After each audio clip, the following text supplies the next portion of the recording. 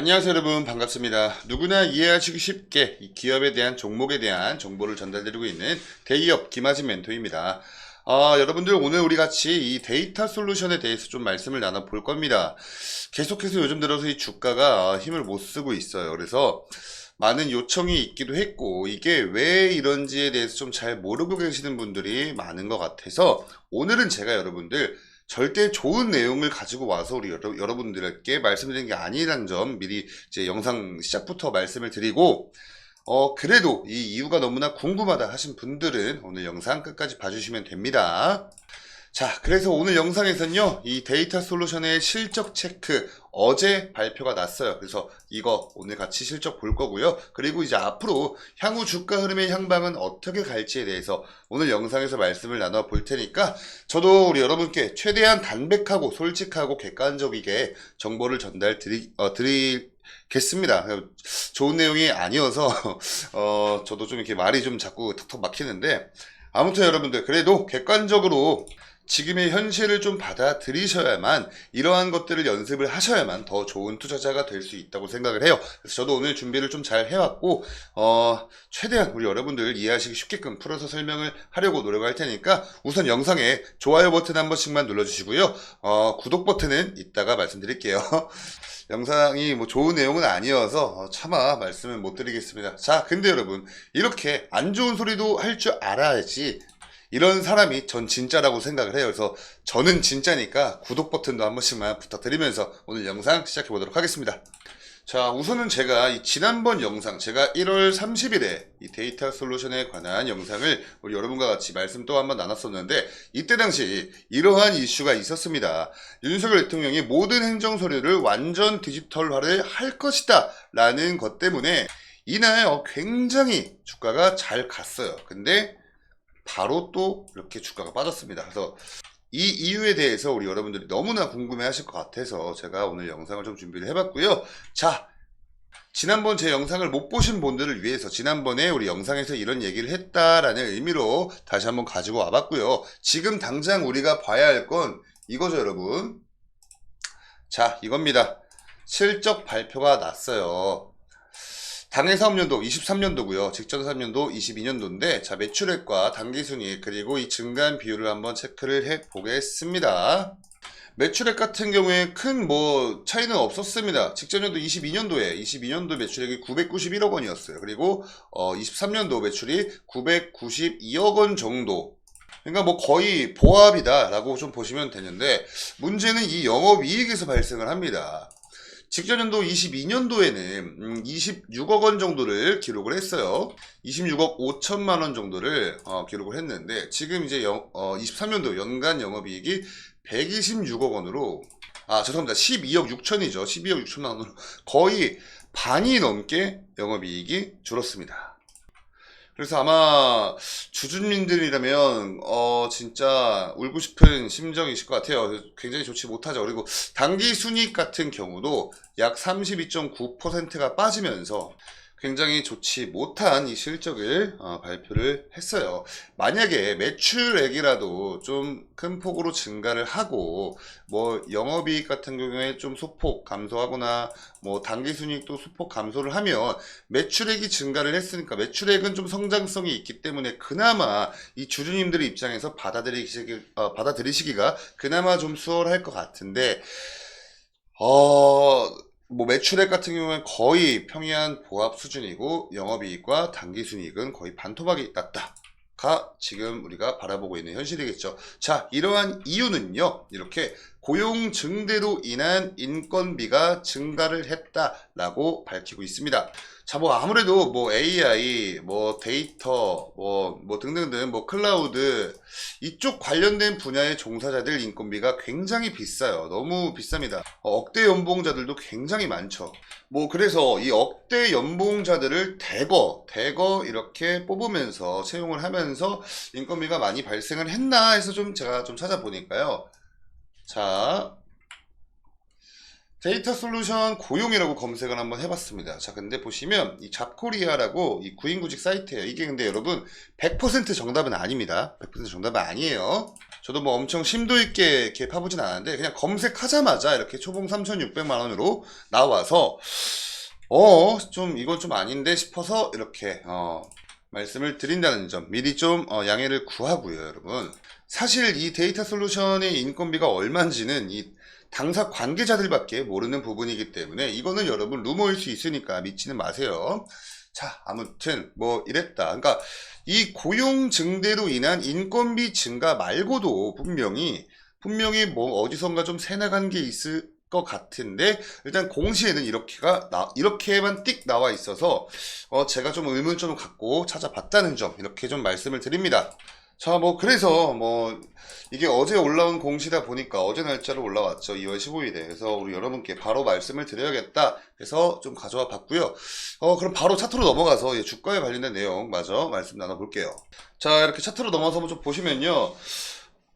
주가가 이때 그 윤석열 대통령 발표로 이날 이렇게 정말 좋은 흐름을 보여줬거든요. 그리고 그 다음날도 좀 빠지더니 241선 이탈하고 바로 다시 말아 올리면서 여기서 마무리를 해줬는데 그 다음날 바로 이렇게 좀 큰 조정이 나왔습니다. 그리고 그 다음날 또 이 이평선이 이탈하더니 이렇게까지 지금 현재 빠져 있어요.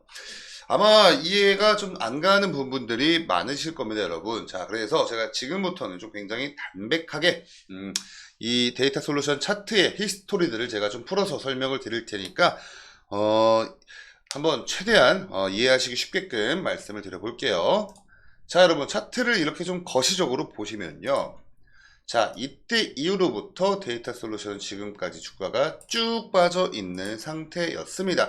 이때 이 윤석열 대통령의 발언이 아니었다면 주가는 지금 현재 이 정도의 위치를 해 있겠죠. 자, 이게 우선 조정이 굉장히 길었어요. 이게 23년도 초입니다, 여러분. 23년도 초부터 약 1년이란 기간 동안 주가가 계속해서 빠지기만 했어요.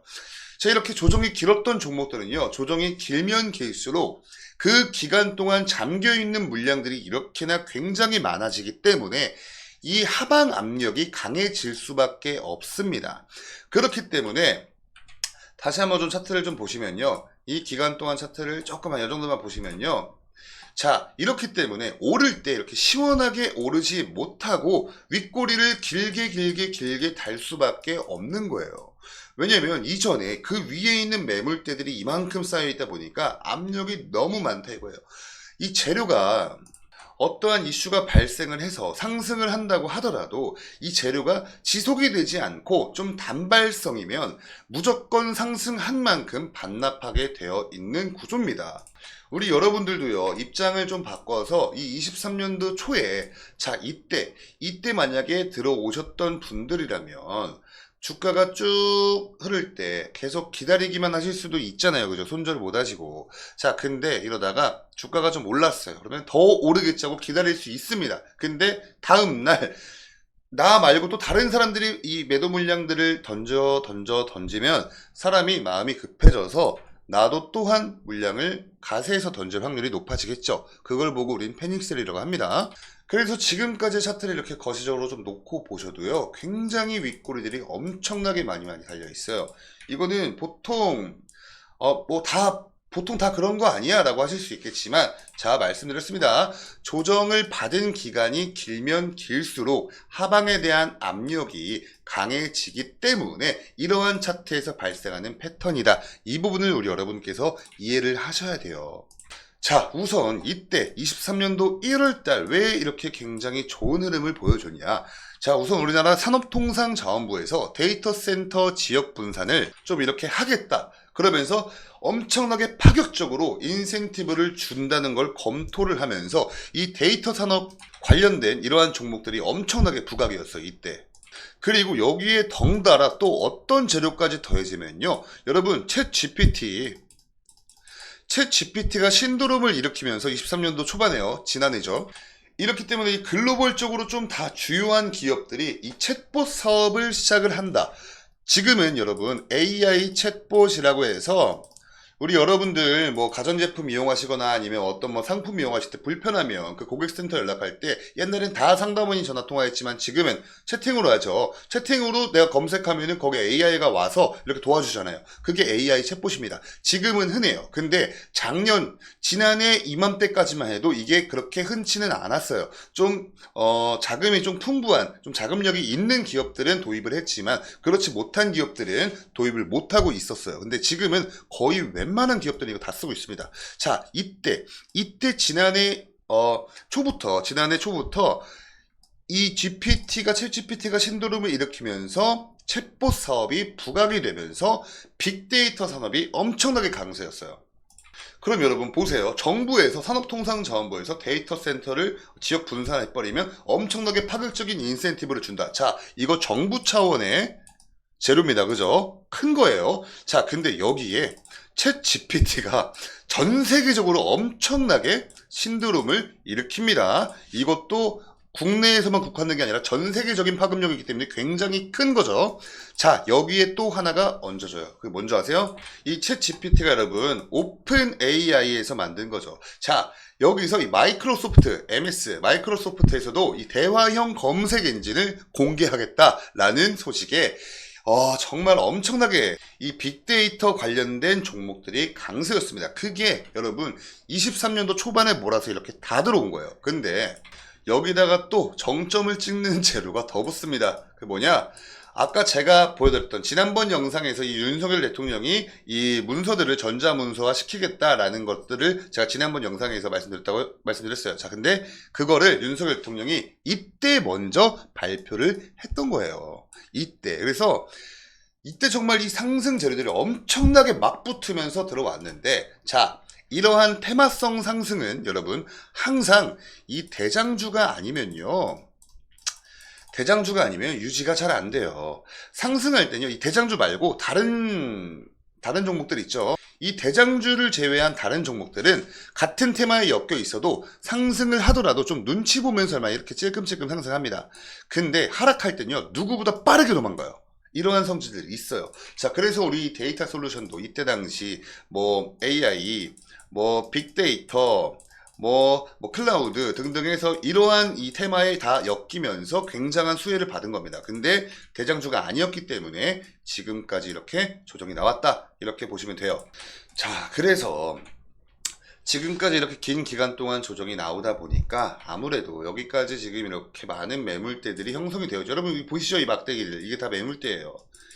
여기 지금 이렇게 많은 매물대들이 형성이 되어 있다라고 우리 여러분께 좀 소개를 드리고 싶었어요. 그래서 지금 당장에 제가 좀 단편적으로 기술적 분석을 드려도 뭐 크게 좀 의미는 없어 보입니다. 그래서 우리 여러분들한테도 이런 우리가 주식 투자를 하는 것 자체가 이 종목이 상승을 할 것 같으니까 당연히 투자를 하는 건데, 이 산업에 대해서 리스크도 우리가 좀 알면서 투자를 하셔야, 그래야 우리가 좀 잃지 않으면서 벌 때는 좀 더 많이 벌 수 있고 이런 투자자가 된다고 생각을 합니다. 그래서 저도 당연히 우리 여러분들한테 좋은 소식만 전해드리고 싶고, 이러이러해서 상승 재료가 더 붙을 거예요, 모멘텀 이어갈 거예요 하고 저도 굉장히 좋은 소리만 하고 싶습니다. 근데 우리 여러분들 제가 많이 사랑하는 마음으로 이렇게 우리가 투자를 하기 위해선 좋지 않은 면도 공부를 해야 한다라는 마음으로 이렇게 오늘 영상을 찍어봤습니다. 저도 말 한마디 한마디 떼는데 굉장히 무거웠어요. 자, 그래서 영상 끝에는 여러분 제가 좀 좋은 소리를 해드리려 합니다. 자, 여러분들 AI, 빅데이터, 클라우딩, 뭐 컴퓨팅 시스템, 그리고 뭐 AI 플러스 뭐 AI 챗봇, 그리고 지금 뭐 XR, 뭐 AR, 비전 프로 생각하시면 돼요. 가상현실, 증강현실 등등등 해가지고요. 여러분들 이 안에서 가장 핵심이 되는 기반이 뭔지 아세요? 빅데이터입니다. 빅데이터. 이거 없으면 이거 전부 다 못 굴려요. 근데 우리 데이터 솔루션은 지금 현재 이 AI, 빅데이터, 클라우디 굉장히 다양한 분야에 걸쳐서 조금씩 발을 담그고 있긴 하지만 그래도 본체는 이 빅데이터 소속이다.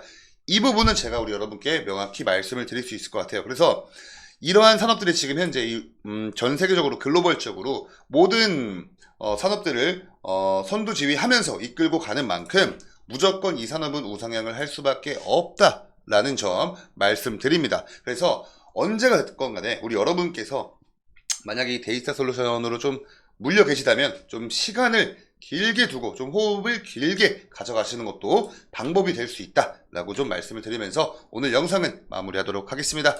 자, 여러분들 편치 않은, 좋지 않은 그런 좀 소식을 전하면서 우리 여러분께 그래도 좀 자각은 하셔야 한다라고 말씀을 드려봤어요. 그래도 우리 여러분들이 혹시 조금이나마 도움이 되셨다라고 생각하신다면 제 영상 좋아요 버튼 그리고 구독 버튼 한 번씩만 부탁드리고요. 저는 또 다음번에 인사드리도록 하겠습니다. 그럼 감사합니다.